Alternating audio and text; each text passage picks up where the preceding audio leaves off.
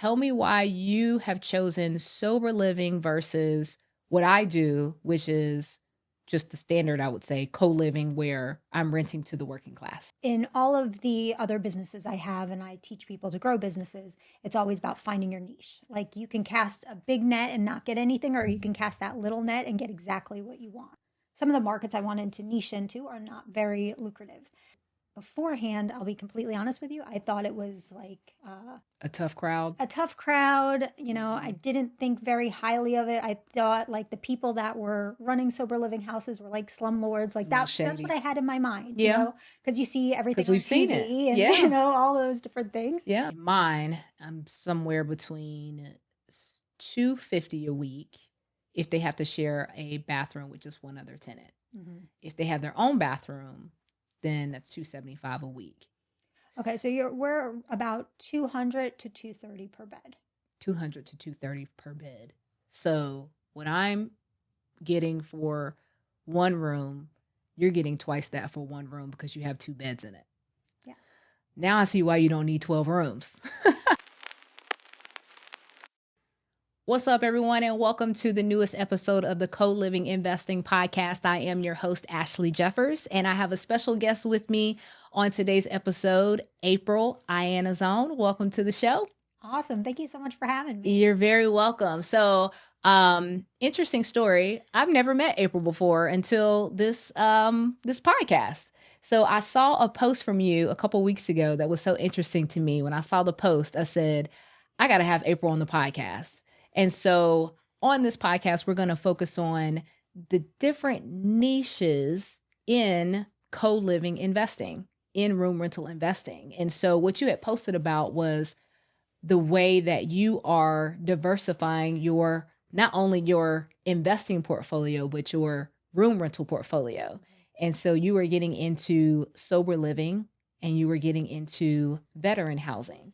And so before we get to those niches and talk about how you even, set yourself up to serve those groups, give us a little background about your real estate investing journey. Like, how did you get into real estate investing? So I'm relatively new to real estate investing. I would say in the last year and a half, I really kicked it up a notch. My background is building businesses, acquiring businesses, building teams, and so on. I've always wanted to invest in real estate. I mean, 20 years ago, I couldn't sleep and I bought the Carlton Sheets infomercial, like box of videos that came to my house, but I didn't take any action with it. I kept putting it off. Right. So, I've just been following a few different influencers and I'm finally like, okay, I just got to do it. I don't know why I'm not investing in real estate. I have a couple of houses for myself, but we're not bringing any revenue in from them. So it was something that I followed somebody in the Section 8 area for a while. I'm like, okay. So my first property was a Section 8 rental. Okay. And I figured there wasn't too much risk with that. The government's going to pay you. Guaranteed money. And so that was like my toe in the water. And then it kind of just grew from there. And I'm like, I'm not thinking big enough. And then I got my first like wrap deal. And I'm like, found out about the co-living. I'm like, wow, why am I making this little bit of money when I could make so much more money? Bingo. So wrap deal. Can you tell us a little bit about what you mean by wrap deal? What is that? Yeah. So for me, I want to be as hands-off as possible on everything I do. I want to either build a team and have them handle it, or I just want that mailbox money. Same. So when you were thinking about, am I going to get rental properties? I don't want to be a landlord. I mean, the Section 8 we are, but we have a nice team in place for that, and it's the guaranteed money. Mm-hmm. So when we were acquiring another property creatively, we have it at like a 3.2% interest rate. Oh, super low. We took over that person's mortgage, and then we sold it to a wrap buyer, is what we call them, a homestead buyer, somebody that's going to live in the home. And we marked up the interest to 8.5% because they can't get a mortgage from a bank traditionally. So we don't have to worry about being the landlord there. If there's anything that goes wrong with the property, they take care of it and we make the money on the interest. Did you charge them a down payment? Yes. Is it one of those individuals where they don't qualify for traditional financing because of their credit? Yes. Okay. And for me, I've been an entrepreneur my whole life. My first house, my dad had to co-sign. My second house, if I wasn't married to a fireman, we wouldn't have gotten it because I don't have traditional bank statements that I can show. Yeah. And I have a really good accountant. So, we always show a loss, or we can't show a loss anymore, but we always used to show a loss. Yeah. So it's really not just for people with bad credit. It's also for people that are entrepreneurs Yeah. that, they're making great money one month and then the next month there's a dip. Okay. Interesting. So when we are talking about your journey in which you built, you started building your rental portfolio, have you just stuck to buy and holds, or have you done flips or ventured out and done other types of real estate investing? So I haven't really done any traditional flips. Like anything that we flipped, we ended up selling to a homestead buyer and seller financed. As far as other type of real estate investing, we got into private money lending, and then we also started an investment club.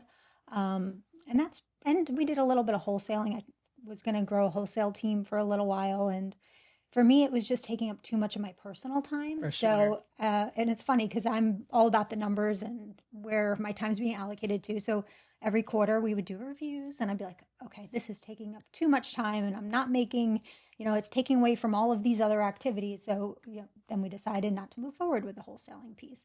And it was one of the best decisions that I've ever made. I mean, you look at the internet and wholesaling looks amazing. Like it's the most lucrative thing in real estate investing, and they tell you that you can get started with no cash and no credit, and you can, but they don't tell you that it is a grind, that it is hard work, especially when you try to scale. And so and that was the problem. I was scaling. I wasn't just doing it by myself. Yeah, it's like it's a simple concept, right? Like assignment of contracts, but it is really hard work and it is a grind. So something that is good to, get into real estate investing. That's where I started. So I started my first real estate deal was back in 2018. It was a wholesale deal. It took me 14 months to get to that first deal, but I was the proudest you could be because it was proof of concept. And so I found the deal on Facebook Marketplace. It was a house down in Gastonia, North Carolina. And with no money out of my pocket, I got the seller to sign a contract. I had my end buyer, who was a house flipper, put those contracts together with signatures, get them over to the closing attorney. Shout out Nicole Merritt in Kannapolis. That's who I used too. Okay, yeah. So from that deal, I made $6,500, and I was so proud of that money. So obviously not life-changing money, but something that's like, I could do a few of these a month. If I could do a few of these a month. And so I ventured out and tried to, do more of those deals, but over the next probably year, I only did like 2 more.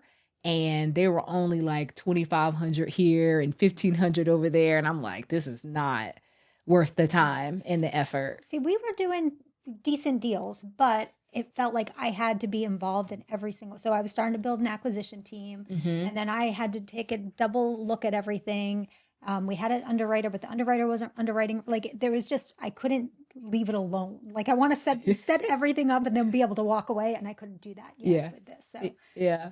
So wholesaling is something that should always be looked at as one of our exit strategies, right? And so I always tell my mentees, that anyone that I'm talking to that is interested in getting to real estate investing, that you are not a wholesaler, you're an investor that might use wholesaling as one of your exit strategies. Yeah, if it doesn't fit my buy box, then I'll wholesale it. Exactly, to another investor that might be a good fit for them. So yeah, wholesaling is it's something that can be a gift and a challenge all at the same time. So so fast forward to when you went from traditional rentals. What year were you in where you learned more about the concept of co-living, room rental investing, communal living? Like, what did you run across that piqued your attention? So in some of the communities I belong to, everybody's doing co-living. I mean, it still is the hottest thing, right? Everybody's jumping into it both feet. It wasn't something I really wanted to get into, I'll tell you the truth. Like I wanted to do multifamily and different things like that. Mm-hmm. And then we had a deal that was in our pipeline from when we were wholesaling that I offered the seller close to like $550,000 to take over their mortgage, give them a little cash, walk away and everything.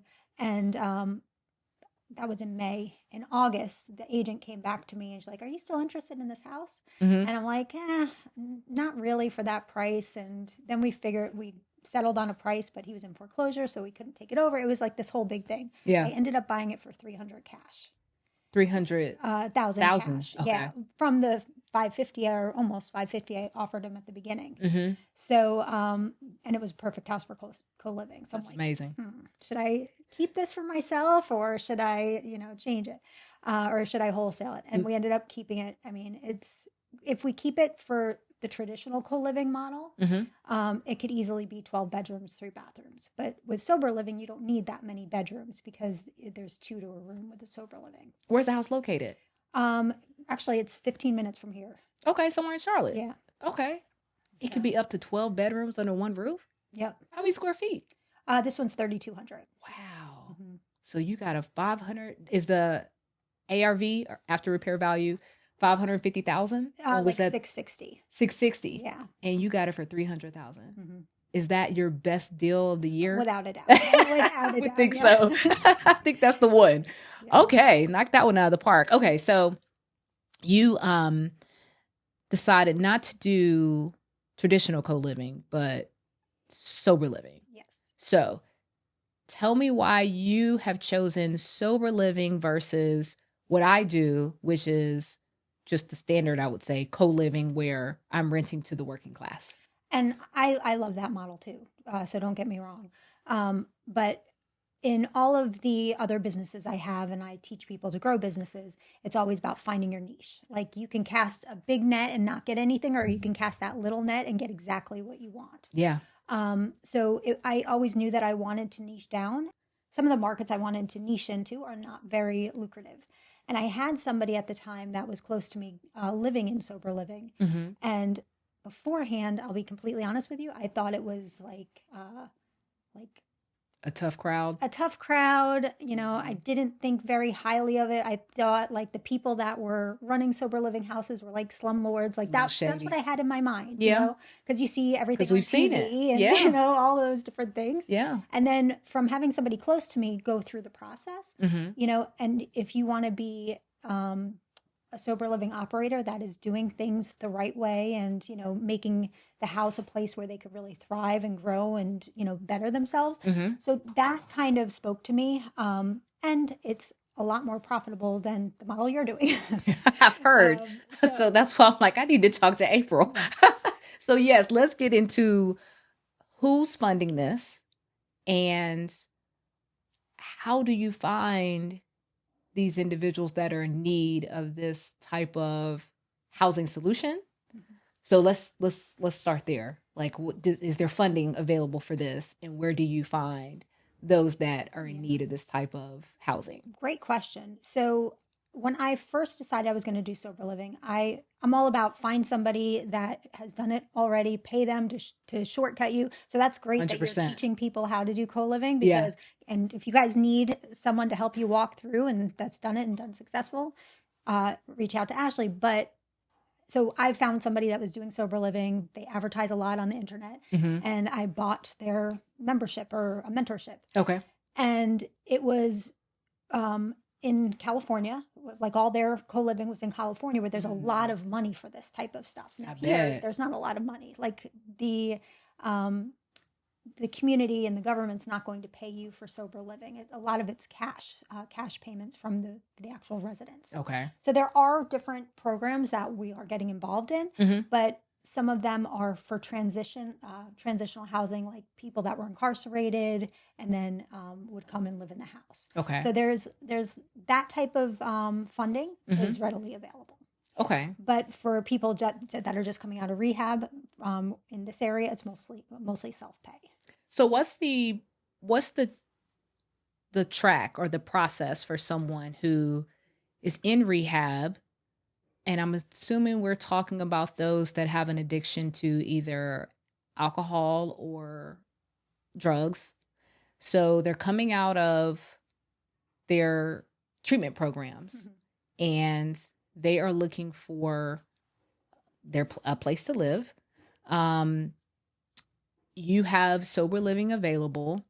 Is it just the room that you offer them, or are there any wraparound services that go with the housing? Great question. So there's a lot of different levels for the sober living housing. There's like the basic level, which is like kind of community ran, and there isn't really any oversight, like an Oxford house. Mm-hmm. Like all the members kind of just work together and manage themselves. Okay. And I don't know their full model, so I'm sure it's a little more elaborate than that. And then there's like a level 2, which is what we are.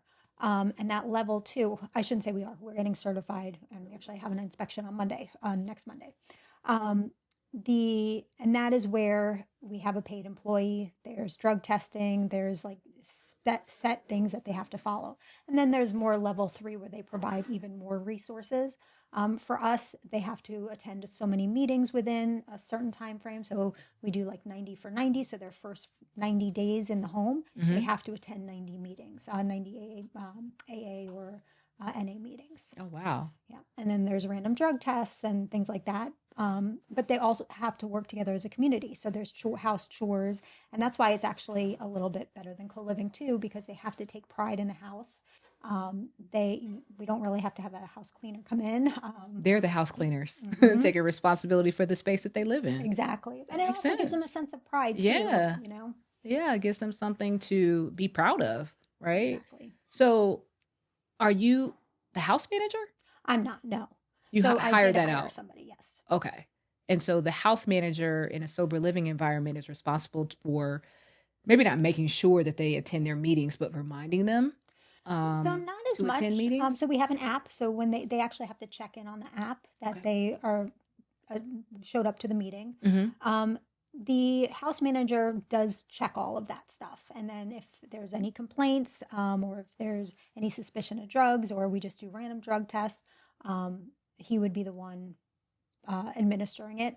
But also, some people use their house manager. They give somebody that's been in the house like a free room or a discounted room rental. Mm-hmm. I brought in somebody separate, so they're not actually staying in the house, Mm-hmm. and they're just visiting the house randomly just to make sure everything's going smoothly. Okay.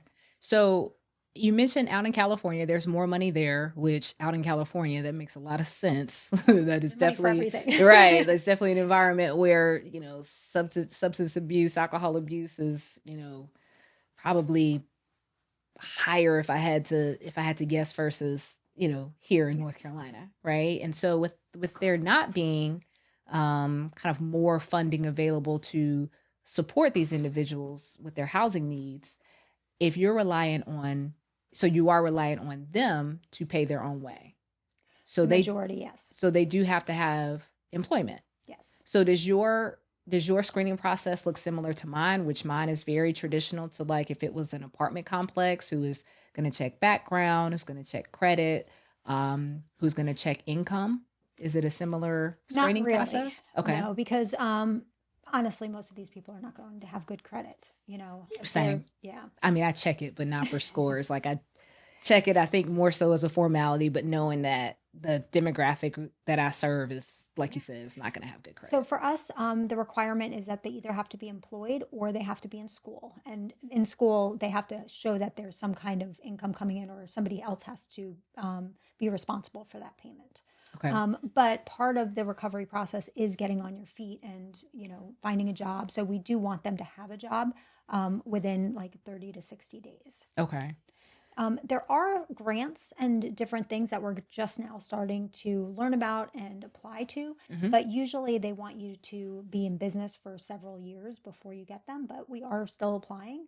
And it's definitely helpful, Mhm. but it's not a big chunk. It's not like other states. Okay. So when you have individuals that are going to be responsible for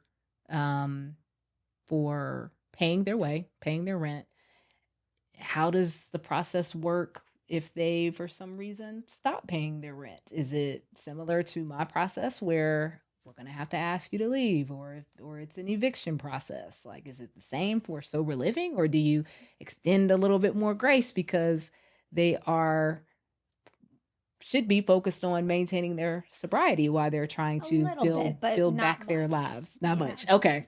Yeah, Not a lot of wiggle room there. It was like you there's a still little got to bit of be wiggle room, responsible. Yeah. and there are some kind of scholarships that we offer if needed. But it the whole process of also being sober and getting on your feet is you actually have to be making the right moves. Sure. So as long as that kind of that they're showing those things, then yes, there's a little bit of leeway, but also we have to, be able to pay the bills and everything Right. too. You got So to we have to make sure. hold your tenants responsible Yeah. because they contribute to keeping the business afloat. Yeah. Exactly. So when you mentioned the house that you're going to use for sober living, you said that it could be 12 rooms, but you said you don't need that many for sober living. Can you talk more about how many rooms that you do need, and if you don't mind sharing what that pricing structure is going to look like? Sure. So with sober living, you don't need like with co-living, you need a separate bedroom. Mm-hmm. And for the veterans housing, they need their own bedroom as well. Mm-hmm. For sober living, it could be shared rooms. Okay. So and you can have more than 2 beds in a room. So if you have a very large room, you can have several beds in there. Mm-hmm. I don't know. I forgot how many feet apart they have to be. We're not going to put more than 2 in one room, Mm-hmm. but you definitely could. Okay. And then there's also the difference of where with co-living, it's 4 rooms to 1 bathroom. Is Okay. good, right? That's a little high. But that's like that's what everybody says is the max, right? Max, yes. So and I agree with you. Like that's kind of where it should be or lower. Yeah. With sober living, it's 6 beds to 1 bathroom, which we would never do. We keep it at 4 to 1 bathroom. Okay. And we're talking about twin size beds within a room. Yes. So you're thinking you'll probably max out at just 2 beds per room or 3 beds per room, depending on the size of the room, so I guess. with our houses, it's 2 beds per room. Okay. You could put 3, and we do have some bigger rooms, but again, for me, I really want them to be more of. I don't want them to feel like they're in prison or they're. Right. I want them to like feel like they're at home. Feel comfortable. Yeah. So, what's the pricing look like?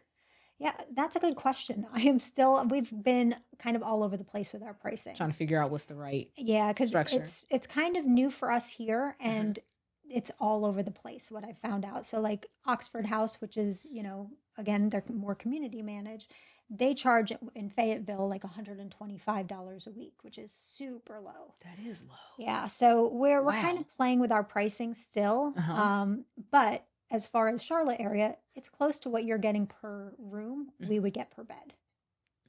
Okay, so in mine, I'm somewhere between $250 a week if they have to share a bathroom with just one other tenant. Mm-hmm. If they have their own bathroom, then that's $275 a week. Okay, so we're about $200 to $230 per bed. $200 to $230 per bed. So what I'm getting for one room, you're getting twice that for one room because you have 2 beds in it. Yeah. Now I see why you don't need 12 rooms.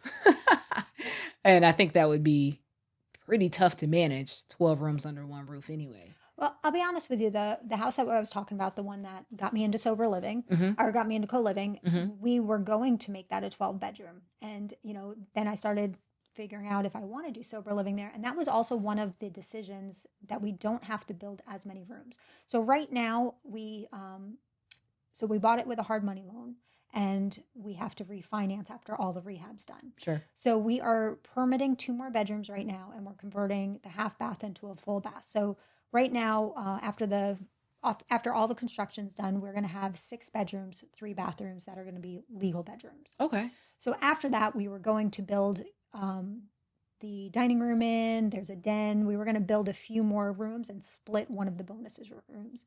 So that was a lot more money for a lot more construction, right? So that was kind of one of the figures.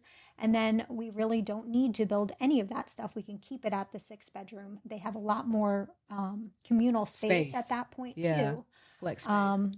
Which kind of makes more sense both financially and comfortably for the, I don't want to say tenants. I know that's the wrong word. Members, So I don't think it's anything wrong calling them tenants. Well, technically they're not tenants because then you have to evict them. Oh, what should they be called? Um, licensee or members, Members. Okay. Licensee or members. Okay. Interesting. Okay. because when it's a licensee or a member, you don't have to go through the eviction process. Got you. Okay.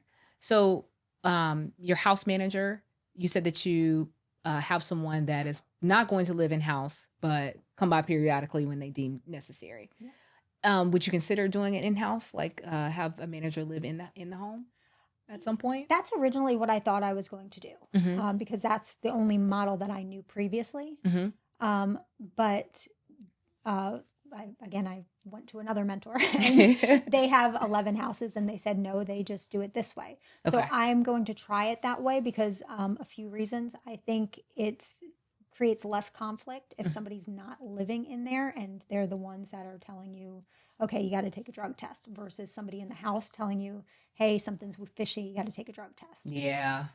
They could be looked at as just another member or roommate amongst everyone else in there. Or So they that might makes get sense. mad, somebody turns them in. There's just a lot of different stuff. So I'll let you know how it goes. Okay. Yeah, keep me posted. I'm so interested in this this niche. So how do those in need of this type of housing coming out of their treatment programs, how do they find you? So we are making relationships with all the rehabs, all of the treatment facilities around the area. Okay. And then we also are going into I can't think of what it's called, for the transitional housing reentry programs. Okay. So right from here, actually, I'm driving to Fayetteville. I'm driving home first, then we're going to Fayetteville because there's a big meeting tomorrow for the reentry program there. So one important thing that we do with the reentry, we make sure that there's no violent offenders and no sexual offenders that would be allowed in our house. So it's more of like, I don't want to say white collar, but more people that are not violent going in. Gotcha. So when you say reentry, you mean those who were at some point incarcerated. Yes. Will you combine Mhm. sober living, those coming out of treatment programs, combine those individuals with reentry individuals under one roof? Yes. Oh, wow. And a lot of times it's actually part of the whole thing. So sometimes they are going through rehab in the prison, or they get out, or they go into a rehab facility and then they have to go into the next step. So old school, we'd call them halfway houses, right? Right. Now they are sober living because it sounds so much nicer. Better. Sounds so much better. So it's kind of the process. So a lot of sober living houses don't mention that they are part of reentry programs, but most are. Okay, got you. So you have the house in Charlotte, and then you mentioned going down to Fayetteville. So you are planning on opening 2 more down there, or Yeah, we have one other? there now, and then we have one that's opening March 3rd. Got you. Okay. All right. Man, so many more questions, but we're about to run out of time. I wanted to ask you about the investment club. Are you actively taking investors or those that are interested in putting their money into this type of housing, but don't necessarily want to be an operator? Yes, and thank you for asking. Sure. So we're doing another launch, so phase 2 of the club at the end of March. Okay. We use fractional Yep. to do the. I So love do fractional. Love Perfect. fractional. Yeah. And the investment club's not specifically for the sober living or for co-living. Mhm. It's more of like a PML. So it's 12. We do 12 months return, anywhere from 12 to 18%, and I think that's on the low end because my goal is just to keep repeating their money over and over, Growing it. Yeah. So that's what our outlook is for it. PML, private money lender. Yes, sorry. What is your money goal to reach to I think for this one we're going to do $1 million. $1 million? Yeah. Okay. So what's the minimum that someone 10,000. 10,000. Okay. And honestly, for us, most of the fractional, they're promise you 12%, maybe 18% returns. Mm-hmm. I want to treat it like my own private money, where my private money lenders, they give us, let's say $50,000. I give them 12 to 15%, and for like 3 to 4 months, and then borrow it back for the next property. So I want to keep turning over their money. Yeah. That's the goal. Yeah. So there's a lot of money out here, and a lot of folks with this money that want to put it to work, but they don't necessarily want to do the work. So it's a win-win to have operators like us that'll say, hey, look, we will take your investment. We will put that money to work, and 12 months later, your money grows 12 to 18%. Could be more. You never know, just depending on how lucrative the projects are.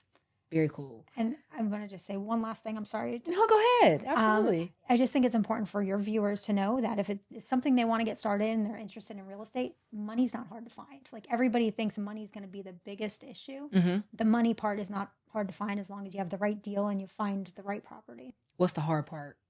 Finding the right deals? Finding the right deals and underwriting those deals. 100%. 100%. Well, April, thank you so much for being on the show. I appreciate it. Thanks for having me. Yeah, this was awesome. So we're going to put your contact information in the show notes. So if someone wants to reach out to learn more about sober living or your investment club, we'll have your contact information there. And so everybody, thanks for tuning in with us. I hope you learned as much as I did from April. This was an awesome episode. Make sure you like and subscribe. Like this video. Subscribe to the Co-Living Investing channel. We appreciate the support, and we'll see you on the next episode. Peace.